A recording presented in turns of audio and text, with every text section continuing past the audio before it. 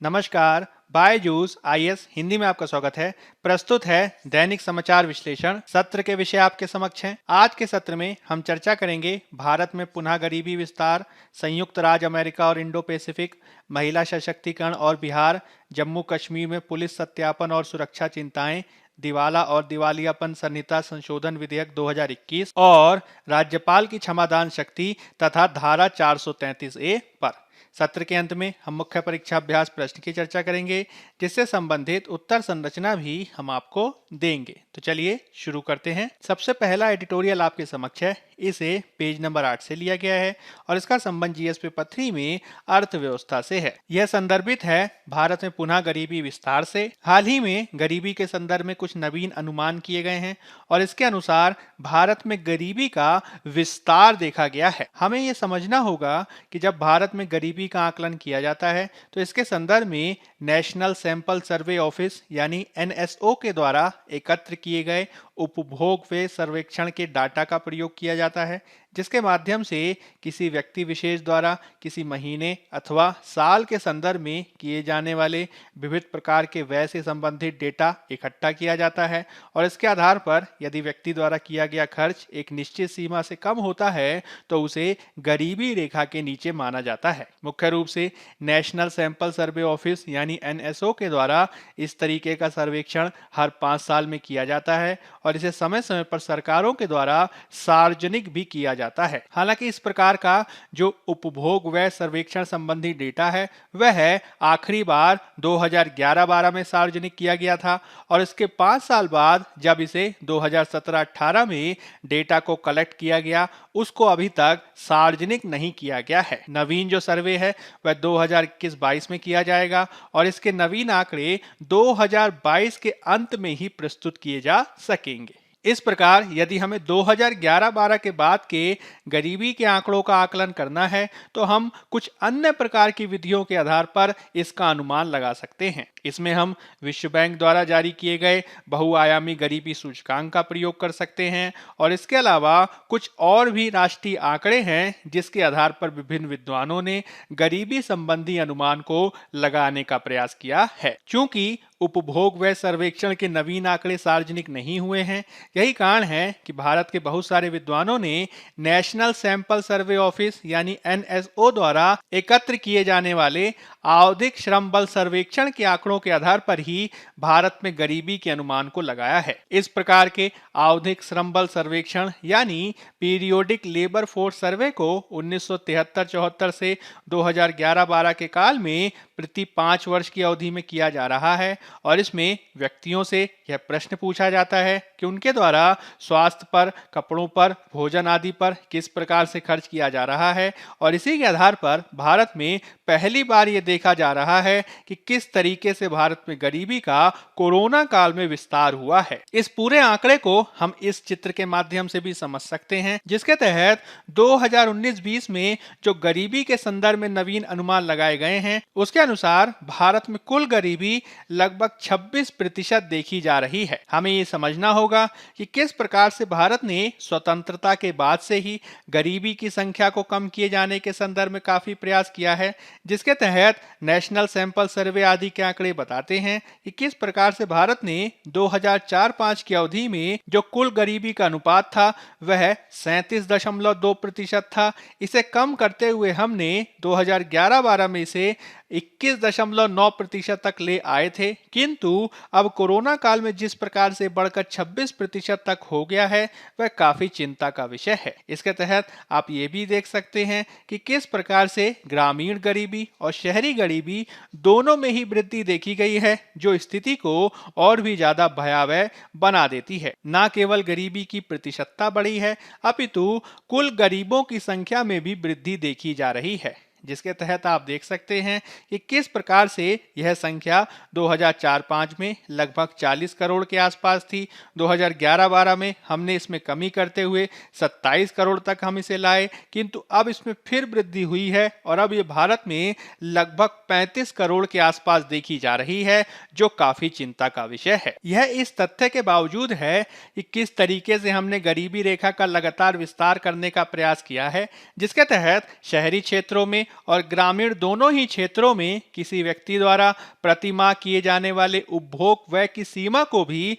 बढ़ाने का प्रयास किया गया है। जैसे कि 2004-05 में इसे ग्रामीण क्षेत्र में लगभग 450 रुपए मासिक निर्धारित किया गया था। 2011-12 में इसे बढ़ाकर हमने 816 रुपए किया और वर्तमान में आंकड़ों के अनुसार इसे लगभग 1218 रुपए प्रति माह निर्धारित किया गया है। शहरी क्षेत्रों में यह 2004-05 में 578 रुपए के आसपास था। आगे बढ़ाकर इसे 1000 रुपए किया गया, जिसे और बढ़ाकर अब लगभग 1500 रुपए प्रति माह उपभोग व्यय कर दिया गया है। इसके बावजूद यदि हम देख रहे हैं कि लगातार गरीबों की संख्या बढ़ रही है, तो ये निश्चित ही चिंता का विषय है। विशेषज्ञों का यह अनुमान है कि भारत ने 2016 में जिस प्रकार से विमुद्रीकरण किया था, उसके बाद से ही स्थितियां लगातार बिगड़ी हैं, जिसका नकारात्मक प्रभाव सूक्ष्म, लघु और मध्यम उपक्रम के साथ ही भारत के अनौपचारिक क्षेत्र पर भी देखा गया है। और इसके चलते ही 2016 के बाद से ही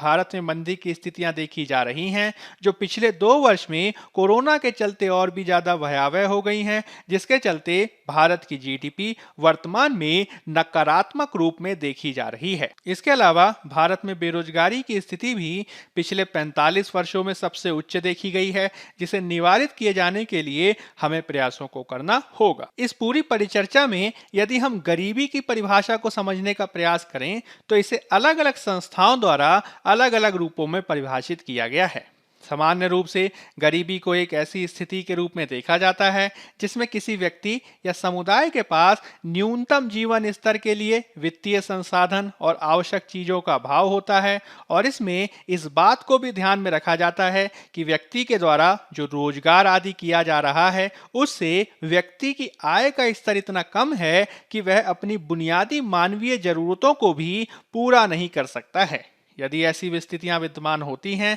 तो ऐसे व्यक्ति को ही गरीब की श्रेणी में शामिल किया जाता है। हालांकि विश्व बैंक जब इस प्रकार की परिभाषा देता है, तो वह गरीबी को कल्याण के अभाव के रूप में व्याख्यायित करता है, जिसमें उसके द्वारा कई आयामों को शामिल किया गया है। इसमें कम आय और गरिमा के साथ जीवित रहने के लिए आवश्यक बुनियादी वस्तुओं और सेवाओं को प्राप्त करने में असमर्थता को शामिल किया जाता है, और इस रूप में विश्व बैंक कल्याण के अभाव के साथ ही इसमें आय और गरिमा, स्वास्थ्य, शिक्षा, स्वच्छ पानी और स्वच्छता के अभाव को भी गरीबी की परिभाषा में ही शामिल करता है। इसमें वह अपर्याप्त शारीरिक सुरक्षा के साथ वाक अभिव्यक्ति स्वतंत्रता की कमी और अपर्याप्त क्षमता और बेहतर जीवन के अवसरों को भी शामिल करता है, और इस रूप में विश्व बैंक जैसी संस्थाओं के द्वारा गरीबी को एक बहुआयामी दृष्टिकोण से देखने का प्रयास किया जाता है। यदि हम भारत में गरीबी के आकलन के संदर्भ में बात करें, तो भारत ने स्वतंत्रता के पश्चात से ही अपने देश में गरीबी का आकलन किए जाने के संदर्भ में काफी प्रयास किए हैं, जिसमें वर्तमान में भारत में जो गरीबी का आकलन किया जाता है, वह नीति आयोग की टास्क फोर्स के द्वारा सांख्यिकी और कार्यक्रम कार्यान्वयन मंत्रालय के तहत जो राष्ट्रीय नमूना सर्वेक्षण कार्यालय यानी NSSO कार्य करता है, उससे जो आंकड़े प्राप्त होते हैं, उसके आधार पर गरीबी रेखा की गणना के माध्यम से गरीबी का आकलन किया जाता है। इसमें आपको ये समझना है कि जब भारत में गरीबी रेखा का अनुमान लगाया जाता है, तो इसमें आय के स्तर के स्थान पर व्यक्ति के द्वारा किए जाने वाले उपभोग व्यय के आधार पर व्यक्ति की गरीबी का निर्धारण किया जाता है। इसमें व्यक्ति से यह प्रश्न पूछा जाता है कि उसके द्वारा पिछले 30 दिनों में भोजन पर कितना खर्च किया गया है, और साथ ही साथ पिछले 1 साल में उसके द्वारा भोजन से अलग हटकर अन्य प्रकार की टिकाऊ वस्तुओं आदि पर किस प्रकार से व्यय किया गया है।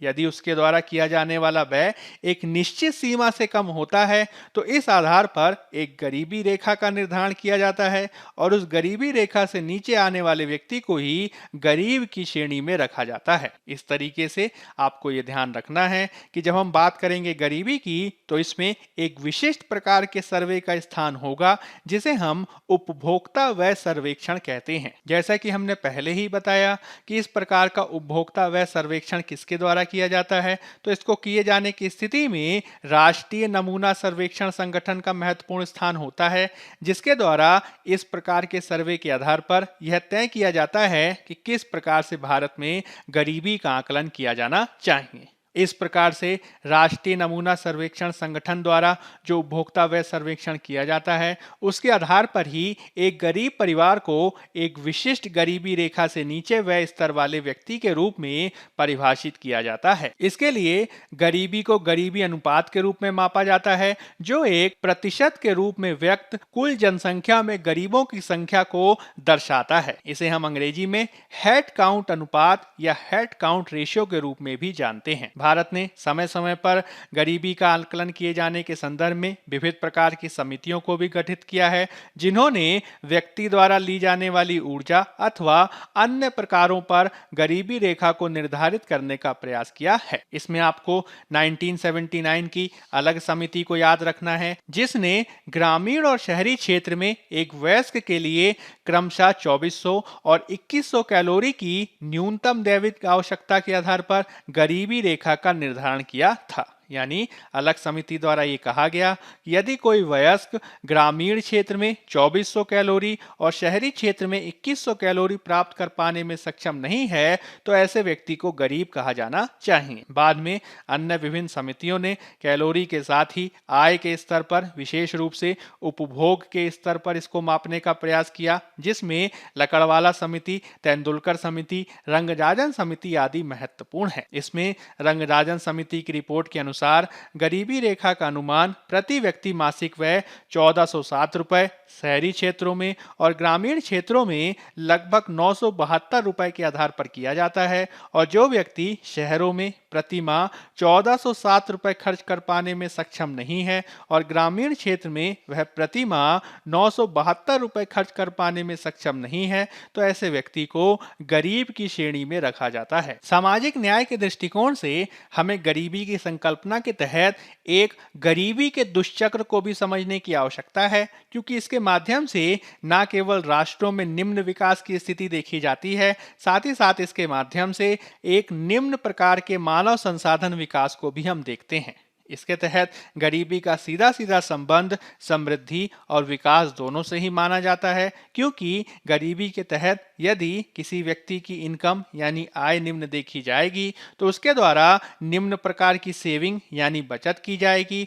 और निम्न प्रकार की सेविंग या बचत करने के चलते उसके द्वारा निवेश भी कम किया जाएगा, जो अंततः निम्न प्रकार की आर्थिक समृद्धि की तरफ ही हमें ले जाता है। साथ ही साथ यदि व्यक्ति की आय कम होती है, तो उसके द्वारा शिक्षा और स्वास्थ्य सुविधाओं पर भी कम खर्च किया जाता है, जिससे मानव का विकास कम हो पाता है और इससे मानव पूंजी भी निम्न स्तर पर विकसित होती है। इससे व्यक्तियों की उत्पादकता घटती है, जो फिर से निम्न इनकम की तरफ ले जाता है, और इस प्रकार से एक दुष्चक्र बनता है जिसे पार कर पाना काफी मुश्किल हो जाता है। हमें समझना होगा कि भारत द्वारा इससे पहले गरीबी का उन्मूलन किए जाने के संदर्भ में काफी बेहतर प्रयास किए गए हैं, जिसके तहत संयुक्त राष्ट्र द्वारा जारी किए जाने वाले वैश्विक बहुआयामी गरीबी सूचकांक 2018 के अनुसार भारत ने 2005-6 और 2015-16 के बीच लगभग 27 करोड़ लोगों को गरीबी रेखा से बाहर निकाला है, और इस 10 साल की अवधि में भारत में गरीबी दर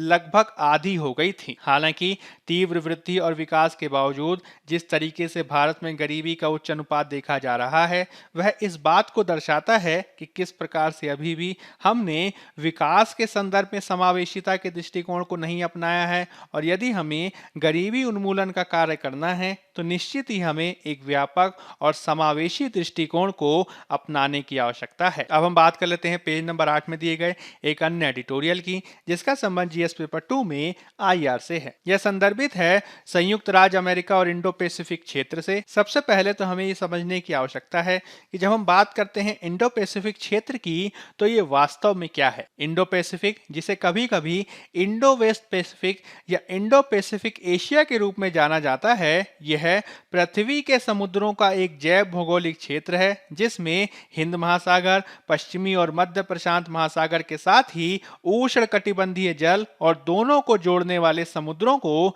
शामिल किया जाता है। इसे आप इस चक्र में भी देख सकते हैं, जिसमें जो सफेद रंग की डॉटेड लाइन है वह इंडो पैसिफिक क्षेत्र को दर्शाती हैं, जो अफ्रीका के पूर्वी तट से शुरू होता है और ये प्रशांत द्वीपीय राज्यों तक फैला हुआ है। हाल के वर्षों में विशेष रूप से अमेरिका और चीन के मध्य जारी तनाव के चलते इंडो पैसिफिक क्षेत्र काफी चर्चा का विषय बन गया है और नवीन अमेरिकी राष्ट्रपति जो बाइडेन के काल में भी अमेरिका ने अपने कूटनीतिक क्षेत्र में नवीन विस्तार करते हुए इस प्रकार के इंडो पैसिफिक क्षेत्र को काफी महत्व दिया है। इसके तहत अब अमेरिका अफगानिस्तान और इराक आदि से अपना ध्यान हटाकर इंडो पैसिफिक क्षेत्र में अपने को फोकस कर रहा है, ताकि वह इसके माध्यम से कोविड-19, जलवायु परिवर्तन के साथ ही चीन की चुनौती का भी महत्वपूर्ण रूप से सामना कर सके। इस पूरे परिदृश्य में हाल में हुई 3 महत्वपूर्ण यात्राएं काफी समझने लायक हैं, जिसमें संयुक्त राज्य अमेरिका की उप विदेश मंत्री वेंडी शर्मन की यात्रा, संयुक्त राज्य अमेरिका के रक्षा सचिव लॉयड ऑस्टिन की यात्रा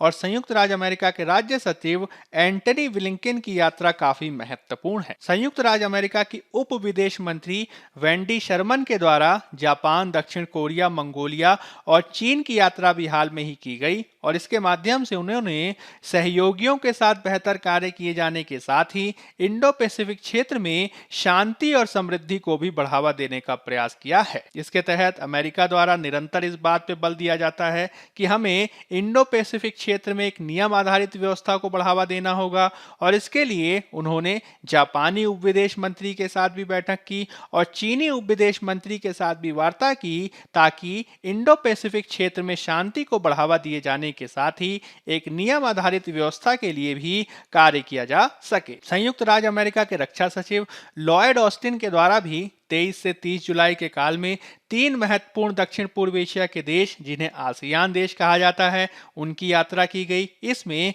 सिंगापुर, वियतनाम और फिलीपींस सबसे ज्यादा महत्वपूर्ण हैं। इन देशों की यात्रा करने के साथ ही अमेरिका लगातार ये कोशिश कर रहा है कि वह सिंगापुर, वियतनाम और फिलीपींस जैसे देशों के साथ रक्षा संबंधों को बेहतर कर सके, साथ ही साथ अन्य क्षेत्रों में भी संबंधों को बढ़ावा देने की दिशा में कार्य किया जा सके। इसमें जो तीसरी महत्वपूर्ण यात्रा हुई है वह संयुक्त राज्य अमेरिका के राज्य सचिव एंटनी ब्लिंकन की यात्रा है, जिनके द्वारा दिल्ली और कुवैत की यात्रा की गई और उन्होंने सभी क्षेत्रों में सहयोग को बढ़ावा देने की बात कही है। ब्लिंकन ने भारत की यात्रा भी की थी और उन्होंने रक्षा संबंधों को बढ़ावा देने के साथ ही अफगानिस्तान आदि क्षेत्रों में भी अंतर्राष्ट्रीय व्यवस्था और मूल्यों को स्थापित करने का प्रयास किया है। ब्लिंकन की यात्रा के माध्यम से इस बात को स्थापित करने का प्रयास किया गया है कि किस प्रकार से भारत और अमेरिका दोनों लोकतंत्र के समान मूल्य के आधार पर स्थापित हुए हैं और उनके संबंधों को प्रगाढ़ता भी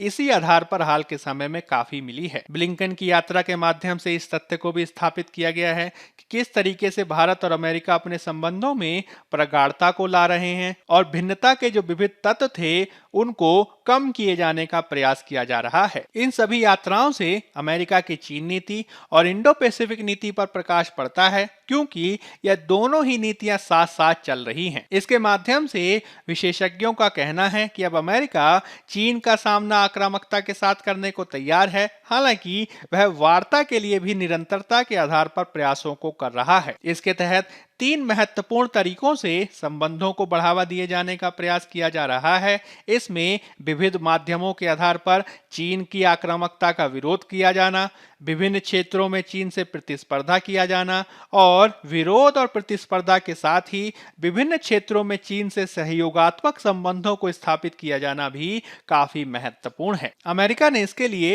एक समान सोच रखने वाले देश यानी लाइक माइंडेड कंट्रीज के साथ भी सहयोग को बढ़ावा दिया है, जिसमें क्वाड की भागीदारी सबसे ज्यादा महत्वपूर्ण है, जिसमें अमेरिका, जापान, ऑस्ट्रेलिया और भारत को शामिल किया गया है। हाल में जो एंटनी ब्लिंकन की भारत यात्रा हुई थी, उसमें इस बात को स्पष्ट रूप से स्थापित किया गया कि जो क्वाड है वह किसी भी प्रकार का सैन्य गठबंधन नहीं है, अपितु यह हिंद प्रशांत क्षेत्र के साथ ही अन्य क्षेत्रों में सहयोग को प्रगाढ़ किए जाने की दिशा में एक सकारात्मक प्रयास को दर्शाता है। इसके माध्यम से अमेरिका यह प्रयास कर रहा है कि वह चीन की आक्रामकता का बेहतर तरीके से सामना कर सके और चीन द्वारा इंडो पैसिफिक क्षेत्र जैसे कि दक्षिणी चीन सागर आदि में अपने वर्चस्व को इस रूप में में स्थापित नहीं किया जा सके कि वह दूसरे देशों की संप्रभुता और स्वतंत्रता पर नकारात्मक रूप से प्रभाव डालने लगे। इसी के लिए अमेरिका अन्य देशों के साथ मिलकर उसको निवारित करने के लिए एकीकृत आधार पर प्रयास कर रहा है, जिसके तहत अमेरिका द्वारा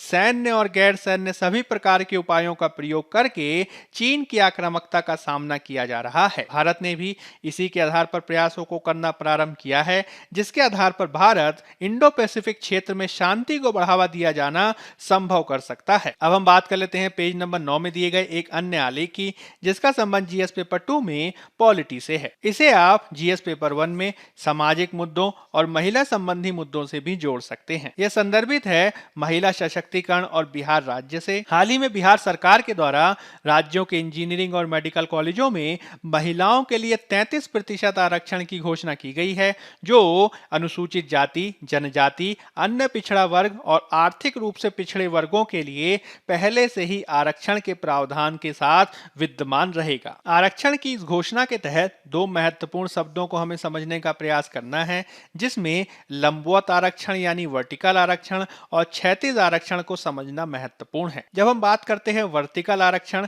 यानी लंबवत आरक्षण की, तो इसमें इस आरक्षण को शामिल किया जाता है जिसके माध्यम से राज्य के द्वारा अनुसूचित जाति, अनुसूचित जनजाति, अन्य पिछड़ा वर्ग और आर्थिक रूप से पिछड़े वर्गों को आरक्षण देने का प्रयास किया जाता है। वहीं दूसरी ओर जब बात की जाती है क्षैतिज आरक्षण की, तो क्षैतिज आरक्षण एक ऐसी संकल्पना होता है जिसमें लंबवत आरक्षण के विपरीत कुछ अन्य वर्गों को आरक्षण दिए जाने का प्रयास किया जाता है, जिसमें महिलाएं, ट्रांसजेंडर, दिव्यांगों आदि के लिए किया जाने वाला आरक्षण महत्वपूर्ण है। इन दोनों आरक्षणों के संदर्भ में हमें इस बात को समझना होगा कि अनुसूचित जाति, जनजाति, अन्य पिछड़ा वर्ग और आर्थिक रूप से पिछड़े वर्ग एक रूप में अलग अलग वर्गों के रूप में कार्य करते हैं, किंतु जो क्षैतिज आरक्षण के तहत जो आरक्षण प्रदान किया जाता है वह संपूर्ण क्षेत्र में एक समान रूप से प्रदान किया जाता है, जिसमें चाहे सामान्य वर्ग की महिला हो अथवा अनुसूचित जाति अथवा जनजाति की महिला हो,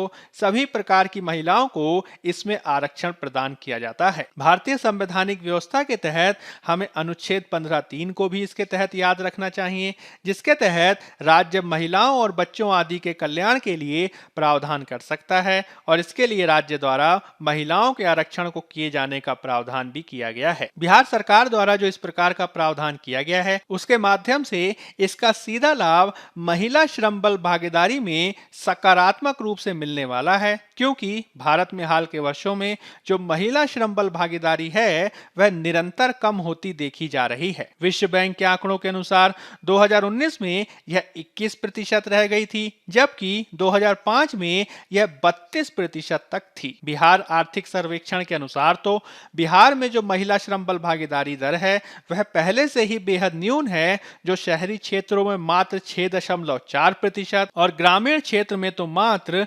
4% ही है। यदि इस प्रकार के आरक्षण के प्रावधान को बेहतर ढंग से लागू किया जाएगा तो निश्चित ही इस प्रकार की महिला श्रम बल भागीदारी को बेहतर किया जा सकता है। हालांकि यदि हमें इसे और बेहतर करना है तो कुछ ऐसे कारक हैं जो हमें याद रखने होंगे, जैसे कि महिलाओं के द्वारा जो गैर वैतनिक कार्य किया जाता है उसको ध्यान में रखे जाने की आवश्यकता है, और साथ ही साथ उत्तर प्रदेश और बिहार जैसे राज्यों में जो सामाजिक बाधाओं के रूप में कार्य करने वाली जाति की बाधा है उसको भी ध्यान रखना जाना चाहिए। हमें समझना होगा कि महिला सशक्तिकरण की जब बात आती है तो बिहार राज्य द्वारा इसके संदर्भ में काफी सकारात्मकता से प्रयास किया गया है, जिसमें मातृत्व अवकाश के साथ ही पंचायतों में 50% आरक्षण और बच्चियों की शिक्षा और महिला शिक्षा को बढ़ावा दिए जाने के लिए मुख्यमंत्री बालिका साइकिल योजना और मुख्यमंत्री कन्या उत्थान योजना काफी महत्वपूर्ण है। किंतु केवल आरक्षण के माध्यम से ही महिला श्रम बल भागीदारी दर को बढ़ावा दिया जा सकना संभव नहीं होगा। इसमें कुछ और भी प्रयास हैं जिसे हमें करना चाहिए, जैसे कि बिहार राज्य द्वारा रोजगार के अवसरों को बढ़ाने की जरूरत है। इसके तहत सभी सरकारी क्षेत्र की जो वैकेंसीज हैं, रिक्तियां हैं, उनको समयबद्ध आधार पर भरा जाना चाहिए और स्वास्थ्य, पुलिस सेवा और अन्य सरकारी सेवाओं में भी कम से कम 35% पदों पर महिलाओं की भर्ती को सुनिश्चित किए जाने का प्रयास करना होगा। इसके तहत हमें यह भी ध्यान रखना होगा कि वर्तमान में सरकारों ने जो संविदा यानी कॉन्ट्रैक्ट के आधार पर भर्ती किए जाने का दृष्टिकोण अपनाया है उसके स्थान पर हमें स्थायी रूप से भर्ती किए जाने के दृष्टिकोण को अपनाने की आवश्यकता है। अनेक अध्ययन ये बताते हैं कि यदि हम महिलाओं को अर्थव्यवस्था में समान भागीदारी देते हैं तो इसका निश्चित ही भारत के और अंतर्राष्ट्रीय स्तर पर भी जीडीपी पर सकारात्मक प्रभाव पड़ सकता है, जिसमें यदि हम ट्रांसजेंडर वर्ग को भी शामिल कर लें तो इस प्रकार की समावेशन प्रक्रिया को और भी तीव्र किया जा सकता है। अब हम बात कर लेते हैं पेज नंबर 8 में दिए गए एक एडिटोरियल की, जिसका संबंध जीएस पेपर 2 में पॉलिटी से है। यह संदर्भित है जम्मू कश्मीर में पुलिस सत्यापन और सुरक्षा चिंताओं से। राष्ट्रीय और राज्य स्तर पर जब भी हमें कोई पासपोर्ट बनवाना होता है या फिर सरकारी नौकरी में स्थान पाना होता है तो इसके लिए सामान्य आधार पर पुलिस वेरिफिकेशन और सुरक्षा मंजूरी को किया जाता है, जिसे राष्ट्रीय और राज्य स्तर पर पुलिस सत्यापन और सुरक्षा मंजूरी के रूप में पासपोर्ट और सरकारी सेवाओं के लिए आवश्यक माना जाता है। देश के अन्य भागों में इसे सुगमता से किया जाता रहा है। हालांकि जम्मू कश्मीर में इसके संदर्भ में एक नवीन दृष्टिकोण अपनाया गया है जो काफी चर्चा का विषय बना हुआ है। इसके तहत जम्मू कश्मीर पुलिस ने एक नवीन सर्कुलर निकाला है और इसके माध्यम से ऐसे युवाओं और व्यक्तियों को पासपोर्ट और सरकारी नौकरी की सेवाओं से वंचित किए जाने की बात कही गई है जो पुलिस आदि पर पत्थर फेंकने के दोषी हैं या फिर वह सड़क पर विरोध प्रदर्शन करने के दोषी माने जाते हैं। हमें याद रखना होगा कि भारत में पासपोर्ट अधिनियम 1967 के तहत भी इस प्रकार के कुछ प्रावधानों को किया गया है, जिसके तहत यदि किसी व्यक्ति द्वारा राष्ट्र की संप्रभुता और एकता के विरुद्ध कार्य किया जाता है तो उसे पासपोर्ट आदि से वंचित किया जा सकता है। हालांकि जम्मू कश्मीर के इस प्रकार के सर्कुलर की इस आधार पर आलोचना की जा रही है कि भारत सरकार के द्वारा हाल के वर्षों में निरंतरता के आधार पर यह प्रयास किया जा रहा है कि हम जम्मू कश्मीर के एकीकरण को बेहतर ढंग से स्थापित कर सकें, और यदि हम इस तरीके के सर्कुलर के आधार पर कार्य करेंगे तो निश्चित तौर पर ही इस तरीके का एकीकरण का प्रयास सार्थक नहीं हो सकता है। यही कारण है कि हमें इस प्रकार के सर्कुलर के आधार पर कार्य किए जाने के स्थान पर और सकारात्मक प्रयासों को करने की आवश्यकता है, तभी जम्मू कश्मीर के बेहतर एकीकरण के लिए कार्य किया जा सकता है। अब हम बात कर लेते हैं पेज नंबर 10 में दिए गए एक आलेख की, जिसका संबंध जीएस पेपर 3 में अर्थव्यवस्था से है। इसी में हम पेज नंबर 14 में दिए गए एक अन्य आलेख को देखेंगे जिसका संबंध भी जीएस पेपर 3 में अर्थव्यवस्था से ही है। यह केंद्रित है दिवाला और दिवालियापन संहिता संशोधन विधेयक 2021 से। हाल ही में राज्यसभा के द्वारा दिवाला और दिवालियापन संहिता संशोधन विधेयक 2021 को पारित कर दिया गया है और इससे पहले लोकसभा द्वारा भी इसे पारित कर दिया गया था। इसके माध्यम से सूक्ष्म, लघु और मध्यम उद्यमों के लिए दिवाला समाधान तंत्र के रूप में एक प्री पैक का प्रस्ताव किया गया है। प्री पैक एक प्रकार का इंसॉल्वेंसी रेजोल्यूशन प्रोसेस है जिसके माध्यम से एक संकटग्रस्त कंपनी के कर्ज के समाधान को किया जाता है। इसके माध्यम से लेनदार और मौजूदा मालिक या निवेशकों के बीच एक सीधे समझौते के माध्यम से कार्य किया जाता है और इसके लिए दिवालेपन प्रक्रिया आदि के संदर्भ में अपनाई जाने वाली बोली प्रक्रिया के स्थान पर बातचीत के आधार पर समाधान प्रक्रिया को करने का प्रयास किया जाता है। इस प्रकार से यह एक ऐसा समझौता है जो सार्वजनिक बोली प्रक्रिया के बजाय एक विकल्प को प्रस्तुत करता है जिसके तहत वित्तीय लेनदार प्रमोटरों या संभावित निवेशकों के साथ शर्तों के लिए सहमत होते हैं और उसके बाद वे नेशनल कंपनी लॉ ट्रिब्यूनल से समाधान योजना की मंजूरी मांगते हैं। इसके लिए यह भी आवश्यक बनाया गया है कि यदि हम नेशनल कंपनी लॉ ट्रिब्यूनल के माध्यम से समाधान योजना को प्रस्तुत करना चाहते हैं तो इसको करने से पहले कम से कम 66% वित्तीय लेनदारों का अनुमोदन लेना आवश्यक होगा। एक बार जब सब कुछ मंजूर हो जाता है तो यह नेशनल कंपनी लॉ ट्रिब्यूनल के पास जाता है जो प्री पैक दिवाला कार्रवाई के संदर्भ में एक आवेदन को स्वीकार या अस्वीकार किए जाने के संदर्भ में निश्चित समय अवधि में कार्य करता है। इसके माध्यम से यह कोशिश की गई है कि सूक्ष्म, लघु और मध्यम उपक्रम अपनी देनदारियों का बेहतर पुनर्गठन कर सकें और यदि उनको कोरोना काल आदि में बेहतर रूप से कार्य कर पाने में सक्षमता नहीं मिली है तो वह एक नई शुरुआत के साथ आगे बढ़ सकते हैं। हालांकि इस पूरे मामले के संदर्भ में वित्त मामलों पर संसद की जो स्थायी समिति है उसने दिवाला और दिवालियापन संहिता के कार्यान्वयन और डिजाइन को लेकर असंतोष जाहिर किया है क्योंकि समिति का ये मत है कि दिवाला और दिवालियापन संहिता को 2016 के बाद से ही लागू किया गया है। हालांकि इसके तहत जो सीमा निर्धारित की गई थी वह कार्यवाही समयबद्ध आधार पर पूरी नहीं हो पाई है, जो एक बड़ी चिंता का विषय है। साथ ही साथ दिवालियापन आदि की प्रक्रिया को पूर्ण किए जाने के संदर्भ में जो विविध प्रकार की संस्थाएं कार्य कर रही हैं, जैसे कि नेशनल कंपनी लॉ ट्रिब्यूनल आदि, वो तभी बेहतर ढंग से कार्य कर सकती हैं जब भी किसी प्रकार की वैकेंसी देखी जाती है तो उसे समयबद्ध आधार पर पूरा किया जाना चाहिए। जो समयबद्ध आधार पर रिक्तियां नहीं भरी गई हैं, उससे भी इसको लागू किए जाने के संदर्भ में समस्याएं देखी जा रही हैं। आपको यह भी ध्यान रखना है कि हमारे द्वारा दिवाला और दिवालियापन संहिता यानी आईबीसी को लेकर 2 जुलाई 2021 के डेली न्यूज एनालिसिस में चर्चा की गई थी, जिसे आप देख सकते हैं। अब हम बात कर लेते हैं पेज नंबर 11 में दिए गए एक अन्य आलेख की, जिसका संबंध जीएस पेपर 2 में पॉलिटी से है। यह केंद्रित है राज्यपाल की क्षमादान शक्ति और धारा 433A से। हाल ही में राज्यपाल की क्षमादान शक्ति को लेकर सुप्रीम कोर्ट ने एक नवीन फैसला दिया है और इसके माध्यम से इस बात को स्थापित किया गया है कि जो राज्यपाल की क्षमादान की शक्ति है वो एक ऐसे संप्रभु की शक्ति के समान है जिसका पालन उसके द्वारा मंत्री परिषद की सलाह से ही किया जाता है। हालांकि इसके तहत किसी की सजा को माफ किए जाने के संदर्भ में व्यक्ति द्वारा आपराधिक प्रक्रिया संहिता की धारा 433A के तहत निर्धारित की गई 14 वर्ष की सजा को पूर्ण किया जाना आवश्यक नहीं है। सुप्रीम कोर्ट ने इस फैसले के माध्यम से इस बात को स्थापित किया है कि राज्यपाल अथवा राष्ट्रपति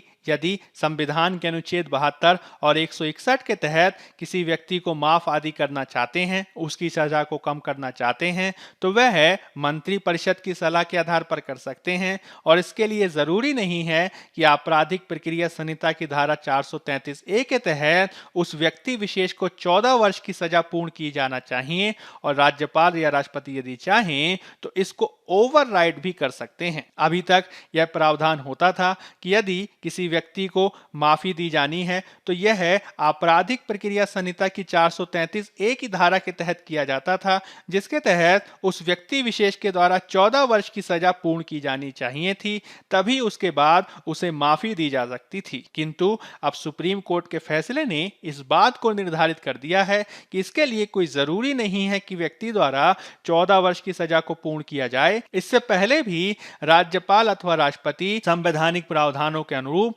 सजा को माफ कर सकते हैं। अब हम बात कर लेते हैं मुख्य परीक्षा अभ्यास प्रश्न की। पहला प्रश्न है, 3 वरिष्ठ अमेरिकी अधिकारियों की हाल में की गई यात्राएं बाइडेन प्रशासन के इंडो पैसिफिक रणनीति पुनः फोकस का एक हिस्सा हैं, चर्चा करें। 15 अंक 250 शब्द। दूसरा प्रश्न है, विशेष रूप से कोरोना काल में भारत में गरीबी का विस्तार एक बड़ी चिंता का विषय है जिसे निवारित किए जाने की आवश्यकता है, चर्चा करें। 15 अंक 250 शब्द। पहले उत्तर की संरचना की भूमिका में आप इंडो पैसिफिक क्षेत्र का सामान्य परिचय देंगे और इसके मुख्य भाग में आप इंडो पैसिफिक क्षेत्र में अमेरिकी रणनीति के हालिया उदाहरणों को स्पष्ट करेंगे। इसमें आप 3 वरिष्ठ अमेरिकी अधिकारियों की यात्रा का विवरण दे सकते हैं और इसके बाद आप भारत आदि की भूमिका की भी व्याख्या करेंगे। फिर आप एक उपयुक्त सकारात्मक निष्कर्ष प्रस्तुत करेंगे और इस आधार पर आपका उत्तर पूर्ण होगा। दूसरे उत्तर की संरचना की भूमिका में आप गरीबी का सामान्य परिचय देंगे और इसके मुख्य भाग में आप भारत में गरीबी के अनुमान संबंधी कार्य को पृष्ठभूमि के साथ स्पष्ट करेंगे और गरीबी के संदर्भ में हालिया आंकड़े भी प्रस्तुत करेंगे। विशेष रूप से आप कोरोना काल में इसकी भयावहता को स्पष्ट करेंगे और कुछ उपयुक्त निवारण उपायों की भी चर्चा करेंगे। फिर आप एक उपयुक्त सकारात्मक निष्कर्ष प्रस्तुत करेंगे और इस आधार पर आपका उत्तर पूर्ण होगा। बायजूस आईएएस हिंदी के आज के अंक में फिलहाल इतना ही। धन्यवाद।